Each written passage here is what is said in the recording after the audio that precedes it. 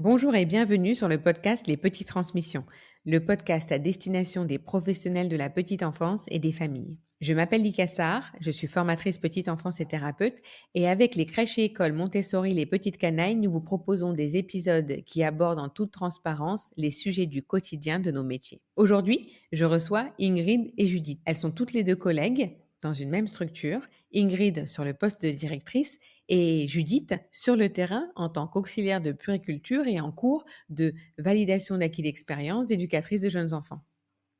Ensemble, elles vont nous présenter à tour de rôle dans cet échange particulier leur expérience dans l'accueil et l'accompagnement des premiers pas de nouvelles ou nouveaux collaboratrices ou collaborateurs. Elles nous parlent des étapes clés de l'onboarding qui font partie du process généralisé au sein du réseau des crèches et des écoles, les petites canailles. Quand on parle d'onboarding, on parle donc du process d'intégration des nouvelles personnes et ce process vise à les familiariser non seulement avec la culture, les outils, la pédagogie et aussi avec les codes et les attentes de l'entreprise pour qu'ils puissent être rapidement opérationnels et surtout se sentir à l'aise au sein de l'équipe.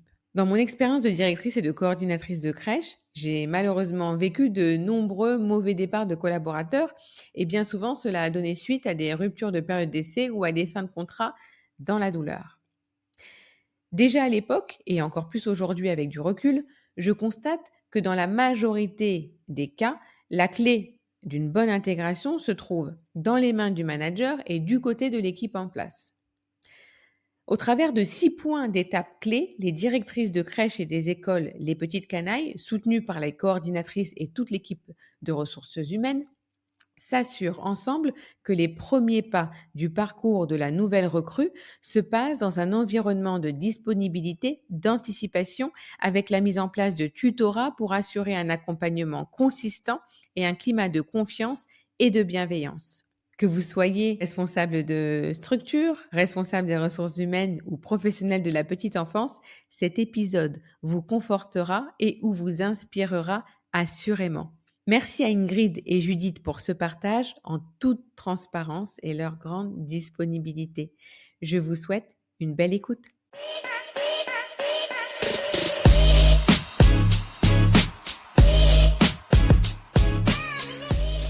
Bonjour Ingrid, bonjour Judith. Bonjour Lika. Bonjour Lika. Je suis trop contente de vous accueillir aujourd'hui au micro du podcast Les Petites Transmissions. C'est un plaisir pour moi et même un honneur d'être accueillie dans votre quotidien de rentrée parce que je sais que c'est une période un peu particulière et je vous remercie beaucoup de me faire la place. Merci à toi, avec plaisir. Pour cette rentrée, on a décidé avec le groupe des crèches et écoles des petites canailles de se concentrer sur la partie de ce qu'on appelle l'onboarding des professionnels. En fait, il s'agit de l'accueil consacré aux nouvelles collègues, aux nouveaux collègues au sein de nos crèches, là spécifiquement, parce qu'il nous semble que c'est important de faire un focus sur cette partie qui est déterminante pour le bien-être et pour l'accueil des professionnels et donc des familles accueillies. J'ai prévu de vous interviewer toutes les deux parce que je connais et je sais votre, je dirais, votre sensibilité à ce point-là et aussi parce que avec un peu de recul, je vois comment l'équipe évolue au sein de votre structure et, et j'étais toute curieuse de pouvoir avoir votre retour d'expérience et surtout vos petits secrets quant au process d'accueil des nouvelles arrivées, des nouveaux arrivés. Avant de commencer, peut-être, est-ce que vous accepteriez toutes les deux, l'une et l'autre, de vous présenter rapidement? Bien sûr. Judith, je te laisse commencer. Alors moi c'est Judith, je suis aux Petites Canailles de Joinville depuis, ça va faire 10 ans en février. J'ai commencé comme CAP petite enfance. Quand je suis arrivée dans la structure, j'ai pas eu de groupe d'enfants puisque j'étais au sol. J'étais volante dans la crèche, on n'avait que 2 espaces et au fil du temps, j'ai eu des enfants assez rapidement. J'ai passé ma VAE d'auxiliaire l'année dernière et là, je passe ma VAE d'éducatrice de jeunes enfants. Pour moi, c'est important de continuer à progresser, évoluer Ça va faire 10 ans et c'est 10 ans une bonne expérience et ça me plaît. J'ai fait tout ça suite à une reconversion professionnelle, puisque j'étais comptable en cabinet. Je suis restée 23 ans en cabinet. Magnifique parcours, oui. Alors, je vais continuer. De mon côté, je suis donc infirmière puéricultrice de formation et arrivée chez les Petites Canailles en 2012, fin août 2012. Donc, j'ai commencé à Vincennes, la première crèche des Petites Canailles, et j'ai intégré LPC Joinville en 2016. Voilà, donc pareil, très belle expérience depuis mon arrivée. Super. Merci à toutes les deux. Alors, quand on parle de onboarding, peut-être je vais te proposer, Ingrid, de démarrer, sur, l'accueil dès le tout premier contact avec, le ou la nouvelle collaboratrice. Qu'est-ce que tu peux nous dire du parcours d'accueil dès l'instant où peut-être, tu vas me le confirmer, où tu prends contact avec, le ou la candidate et jusqu'au moment où cette personne arrive au sein de la structure? Comment ça se passe? Alors effectivement, l'accueil, démarre, dès le premier contact téléphonique et l'entretien d'embauche qui suit, et ce premier contact et cet entretien d'embauche sont effectués par le pôle RH pour les auxiliaires de puériculture et les éducatrices de jeunes enfants, que je vois ensuite dans un second rendez-vous. L'objectif étant là, en fait, de susciter l'envie de la professionnelle ou du professionnel à venir travailler avec nous, bien évidemment, en étant chaleureux, ce qui s'entend déjà dans notre voix, même si on est au téléphone, tout en restant quand même objectif sur notre quotidien, on va dire. Et Mmh. ensuite, à la fin de l'entretien, j'effectue une visite de la crèche qui donne une vue d'ensemble de la crèche, à la ou au professionnel, heu, qui permet aussi à la professionnelle, en fait, de percevoir l'atmosphère générale qui y règne. Voilà, et d'ailleurs, dans l'aménagement de la crèche, on a prévu un petit plus, une salle zen, on l'appelle comme ça, qui est aménagée, et qui permet en fait aux professionnels de pouvoir prendre un temps de repos, dans la journée, alors principalement sur leur temps de pause ou de se détendre, de lire et cetera. Voilà, ensuite, Mmh. il y a le premier jour, l'arrivée de la professionnelle. À ce moment-là, il y a toujours, un petit mot d'accueil inscrit au tableau principal de la salle de pause, et généralement l'équipe, et Judith va en parler aussi certainement, prévoit un petit mot aussi, puisqu'elles ont chacune, à l'entrée de chaque espace, un petit tableau individuel où un petit mot y est noté aussi pour l'accueil et la bienvenue, souhaiter la bienvenue à cette nouvelle professionnelle. Mmh. Du coup, quand la professionnelle arrive, on se met à sa disposition. Je dis «on» parce qu'il y a Sandy qui est la directrice adjointe ou moi-même. On prévoit d'être, une de nous 2 présentes, pour l'accueillir bien entendu, pour, lui montrer des petites choses qui sont importantes comme, où, se situe son casier, lui remontrer la salle de pause si elle a besoin d'y déposer quelque chose pour son déjeuner. Et on prévoit toujours un petit échange de quelques minutes avant de l'accompagner dans son espace. Voilà, si elle a des questions encore à nous poser, on revoit rapidement avec elle, aussi son positionnement, les premiers jours, le fait qu'elle soit vraiment plutôt en observation.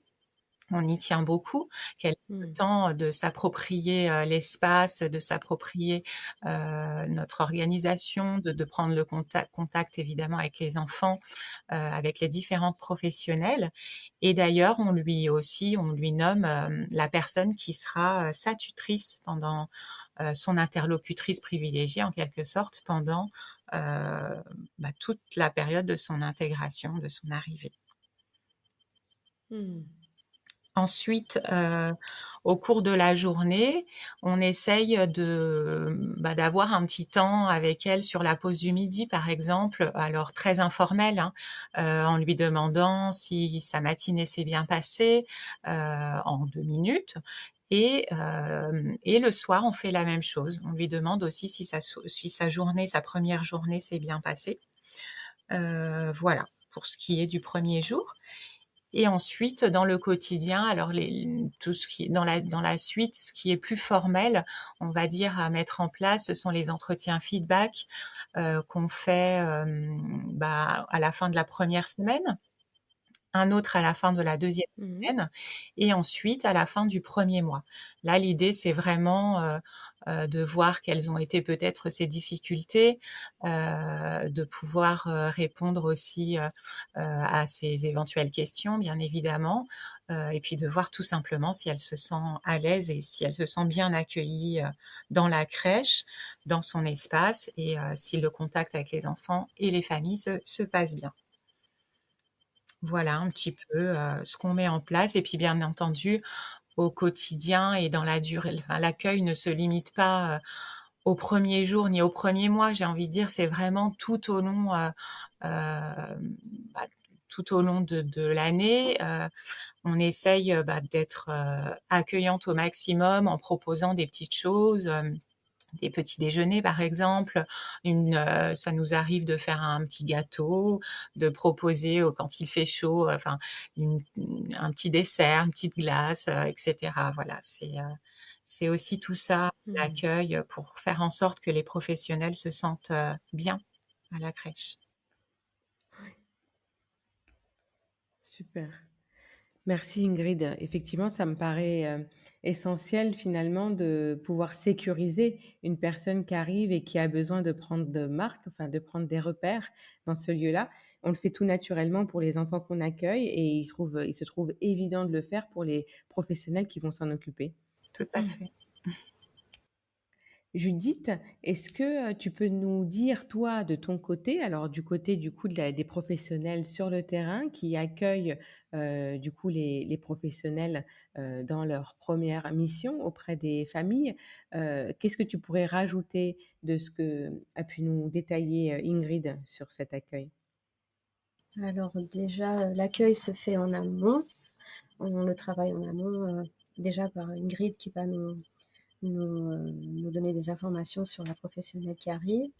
Après, on met un petit mot sur le tableau d'affichage à l'entrée de l'espace pour lui souhaiter la bienvenue, pour que les parents soient informés aussi. Et on explique aux enfants aussi qu'il va y avoir une nouvelle personne qui va arriver. Comme ça, ils ne sont pas surpris. Et nous, on se réunit aussi entre nous, l'équipe, pour savoir comment on va l'accueillir au mieux. Et donc, le jour où elle arrive, ben, on l'accueille avec le sourire, toujours. Mmh. Si on voit que c'est une personne un peu plus réservée, on va être plus attentif, on va être un peu plus proche. Et si on voit que c'est quelqu'un qui se libère facilement, ben, ça va être peut-être plus facile. Mais on est à l'écoute et donc on lui propose de s'asseoir. On lui explique un petit peu le projet, c'est-à-dire que son positionnement au sol par rapport aux enfants. Et après, par rapport au poste qu'elle va occuper, ben, on va lui un peu l'informer de tout ce qui est de notre journée, de notre quotidien, et lui expliquer que ben, en fait, elle peut nous poser des questions à tout moment, qu'on est disponible. Il faut qu'elle sente qu'on est disponible pour elle. Mmh. Et dans la journée, aller la voir, lui demander comment elle se sent. Euh, on a aussi, au moment dans la salle de pause aussi, aller vers elle aussi, vers la professionnelle, lui parler, parce que ça peut être un moment intimidant que tout le monde soit réuni à ce moment-là et qu'on ne se connaisse pas. Il y a aussi les portes ouvertes avec les autres espaces. Ça va permettre à la professionnelle aussi de connaître les autres enfants, les autres professionnels, et d'être toujours bienveillante dans la communication et l'accompagner au, au mieux et lui expliquer le projet aussi, parce que c'est important. Mmh. Et après, bah, avec les jours qui passent, et ben, aller lui demander aussi comment elle se sent, son point de vue sur notre travail, si elle se sent à l'aise. Et puis, il y a les réunions aussi qui font que, bah, elle peut s'exprimer auprès de la direction. C'est un moment d'échange et l'accompagnement qu'il va avoir au niveau des enfants, lui expliquer que les enfants vont venir vers elle, il ne faut pas non plus les forcer, que tout se fera au fur et à mesure et qu'elle garde confiance. Enfin, c'est comme ça que j'aurais voulu être accueillie si je prends un poste au niveau de la petite enfance. Super. Merci Judith. En fait, Judith, ce que tu nous, en tout cas, ce que tu mets en évidence, c'est que c'est une responsabilité partagée Mm. et que finalement, l'intention que vous avez réellement, c'est de faire en sorte que chaque professionnel se sente responsable du bon accueil de cette nouvelle personne Mm. qui arrive au sein de la structure.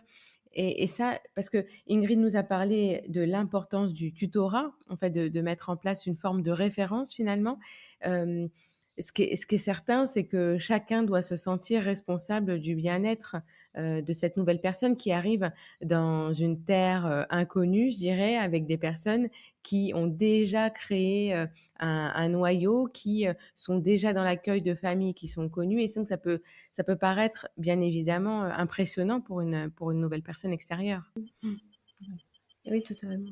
Oui, c'est tout à fait ça. Ouais. Et c'est vrai que bien accueillir, c'est vraiment se rendre disponible. Et effectivement, comme tu le dis, c'est un travail en équipe, pas que de la directrice.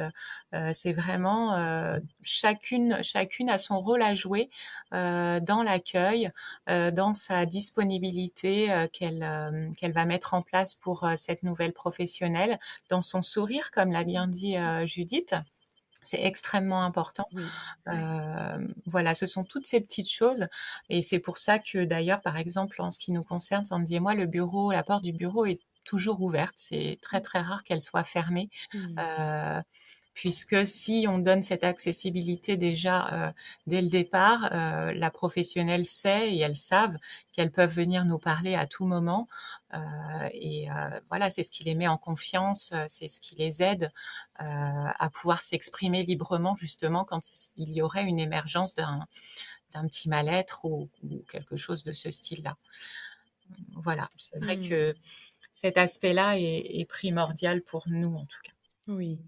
Oui, finalement, il y a un accent particulier sur, les tout premiers jours, mais à t'entendre, Ingrid, c'est quelque chose sur lequel tu restes vigilante et sensible tout au long de la collaboration, finalement. Tout à fait, c'est exactement ça.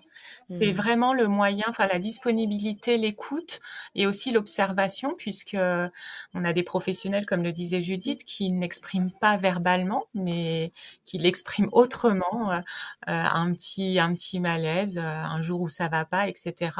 Et voilà, cette observation, l'écoute et cette disponibilité permet souvent à la professionnelle de faire peut-être un petit point de 5 minutes dans le bureau, de discuter un petit peu ou pas, ou ça peut être à l'extérieur, dans le couloir, etc.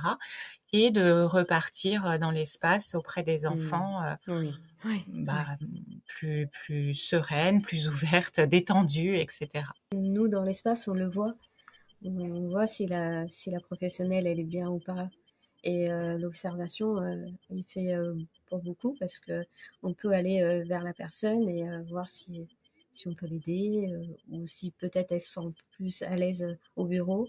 Après, c'est à elle de voir où elle se sent le mieux pour en parler.